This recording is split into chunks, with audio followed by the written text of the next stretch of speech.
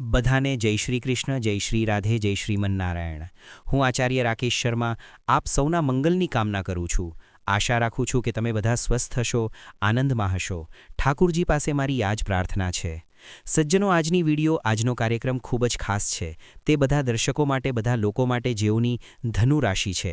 આજની વિડીયો ધનુ રાશિવાળાઓ માટે એટલા માટે પણ એટલી ખાસ છે કારણ કે આજની વિડીયોમાં આપણે વાત કરવા જઈ રહ્યા છીએ દેવતાઓના ગુરુ એટલે કે દેવગુરુ બૃહસ્પતિ, જે કે તમારી જ રાશિના લોર્ડ છે, તમારી જ રાશિના સ્વામી છે। તેઓ વક્રીથી માર્ગી અવસ્થામાં આવી રહ્યા છે। આ ખૂબ મોટી ઉપલબ્ધિ અને ખૂબ મોટું ભાગ્ય પરિવર્તન લઈને આવી રહ્યું છે ધનુ રાશિવાળાઓના જીવનમાં, કારણ કે તમારી રાશિ લોર્ડ હજુ સુધી વક્રી અવસ્થામાં ચાલી રહ્યા હતા। હવે માર્ગી અવસ્થામાં 11 માર્ચથી થવાના છે, સવારે 8:58 જે કે 12 ડિસેમ્બર સુધી માર્ગી અવસ્થામાં રહેશે। ધનુ રાશિવાળાઓ માટે ખૂબ જ સારો સમય શરૂ થવાનો છે ક્યાંક ને ક્યાંક।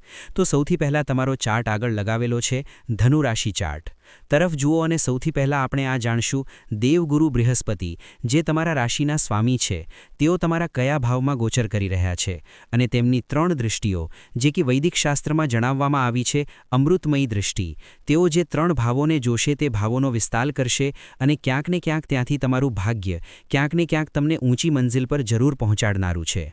તો જુઓ તમારા ચાર્ટ તરફ, ધનુ રાશિ। ધનુ રાશિ તમારી કુંડળીના 7th હાઉસમાં એટલે કે સપ્તમ ભાવમાં 7મા ઘરમાં દેવગુરુ બૃહસ્પતિ ગોચર કરી રહ્યા છે અને હવે વક્રીથી માર્ગી થઈ જશે।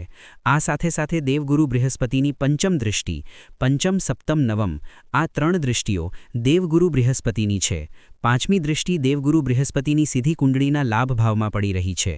એકાદશ સર્વ લાભો, દ્વાદશમ માત્ર ક્ષતિ, એકાદશ ભાવ લાભનો ભાવ છે, તેમાં દેવગુરુ બૃહસ્પતિની પંચમ દૃષ્ટિ પડી રહી છે। આ સાથે સાથે દેવગુરુ બૃહસ્પતિની સપ્તમ દૃષ્ટિ સીધી કુંડળીના લગ્નમાં એટલે કે ફર્સ્ટ હાઉસમાં, જે કેન્દ્રનું સ્થાન છે, અહીં પડે છે।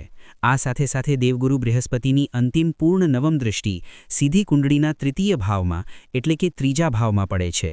કુંડળીનો વિશેષ રૂપે સપ્તમ ભાવ, જ્યાં દેવગુરુ બૃહસ્પતિ ગોચર કરી રહ્યા છે અને માર્ગી થઈ રહ્યા છે। આ વૈવાહિક જીવનમાં તમને સંપૂર્ણ સુખ પ્રદાન કરાવનારું છે। ક્યાંક ને ક્યાંક વૈચારિક મતભેદ જો વૈવાહિક જીવનમાં, દાંપત્ય જીવનમાં ચાલી રહ્યા હતા, તો તમે જોશો ખૂબ જ સુંદર સારા યોગોનું નિર્માણ છે। ક્યાંક ને ક્યાંક ધનુ રાશિના જેમના લગ્ન નથી થઈ રહ્યા હતા, લગ્નમાં અડચણ આવી રહી હતી, દાંપત્ય જીવનમાં સુખની કમી થઈ રહી હતી, આપસમાં મેળ મિલાપ નહોતો, તમે જોશો ખૂબ જ સારા યોગો સાથે તમે તમારા પરિવાર સાથે દાંપત્ય જીવનનો સુખ ભોગશો અને ક્યાંક ને ક્યાંક તેમાં એક વિશેષ યાત્રા પરિવાર સાથે અને આધ્યાત્મિક યાત્રા પણ તમારા સાથે જોડાઈ શકે છે ક્યાંક ને ક્યાંક। આ સાથે સાથે દેવગુરુ બૃહસ્પતિની પંચમ દૃષ્ટિ સીધી લાભ ભાવમાં પડી રહી છે। એકાદશ સર્વ લાભો, એકાદશ ભાવ લાભનો ભાવ માનવામાં આવે છે। પરિશ્રમ કરી રહ્યા છો તો તેનાથી વધુ સફળતા અપાવે છે એવો યોગ, પરિશ્રમ સાથે જે વ્યક્તિ લાગેલો છે તેને 2 ગણો 3 ગણો લાભ આ સમયમાં થશે, કારણ કે દેવગુરુ બૃહસ્પતિ ક્યાંક ને ક્યાંક પોતાની દૃષ્ટિથી જોશે અને આવનારી અડચણો એટલે કે આવનાર કોઈપણ સંકટને દૂર કરતા તમને તમારા લક્ષ્ય તરફ જરૂર પહોંચાડશે। અચાનક કંઈક એવો લાભ થઈ શકે છે, પ્રોપર્ટીનો લાભ થઈ શકે છે, વેપારમાં લાભ થઈ શકે છે, નોકરીમાં પ્રમોશન થઈ શકે છે, શિક્ષણના ક્ષેત્રમાં કંઈક સારું પરિણામ તમારા માટે લઈને આવી શકે છે દેવગુરુ બૃહસ્પતિ। આ સાથે સાથે દેવગુરુ બૃહસ્પતિની સપ્તમ દૃષ્ટિ કુંડળીના ફર્સ્ટ હાઉસમાં પડી રહી છે, લગ્ન સ્થાનમાં, જે કે શરીરનું સ્થાન છે, સ્વાસ્થ્યનું સ્થાન છે।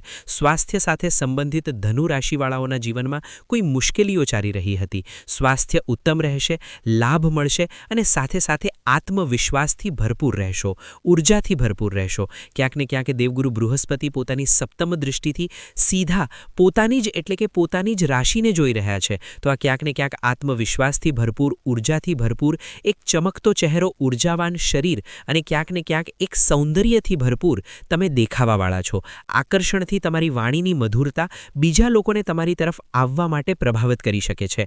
આ સાથે સાથે દેવગુરુ બૃહસ્પતિની નવમ દૃષ્ટિ સીધી કુંડળીના પરાક્રમ ભાવમાં પડી રહી છે। કુંડળીનું 3જું ઘર પરાક્રમ ભાવ છે, મિત્રોનો સહયોગ સંપૂર્ણ મળશે, ખાસ કરીને પરાક્રમમાં વેપારમાં વૃદ્ધિ થશે, કોર્ટ કેસ વગેરે કોઈ ચાલી રહ્યો હતો તો તેમાં પણ વિજય પ્રાપ્ત થશે, શત્રુ વિધ્વંસક યોગ બને છે, શત્રુ પ્રભાવિત કરી રહ્યા હતા, પરેશાન કરી રહ્યા હતા, વધી રહ્યા હતા તો તેમની હાર નિશ્ચિત છે, તમારી વિજય નિશ્ચિત રીતે અહીં દેખાઈ રહી છે. વેપારમાં અપડાઉન જેમના ચાલી રહ્યા હતા તેમને વેપારમાં વૃદ્ધિ થશે, નોકરીમાં સ્થિરતા આવશે, પરિવર્તન ચાલી રહ્યું હતું કારણ કે શનિની ઢૈયા પણ ચાલી રહી છે તો સ્વાસ્થ્ય સાથે સંબંધિત, નોકરી સાથે સંબંધિત પરેશાનીઓ આવે છે, પરંતુ દેવગુરુની ક્યાંક ને ક્યાંક દૃષ્ટિ ખૂબ જ સારો સંયોગ તમારા માટે લઈને આવી રહી છે, જે કે વેપારમાં, નોકરીમાં અને વૈવાહિક જીવનમાં ખાસ કરીને લાભ અને ધનની પ્રાપ્તિના સારા શુભ અવસર તમારા માટે ક્યાંક ને ક્યાંક આ સમયમાં બની રહ્યા છે, જે કે તમારા ભાગ્ય સાથે સંબંધિત પણ પરેશાનીઓ ઘણા અંશે સમાપ્ત થશે. આ સાથે સાથે જેમના પણ ધનુરાશિવાળાઓની કુંડળીઓ બની છે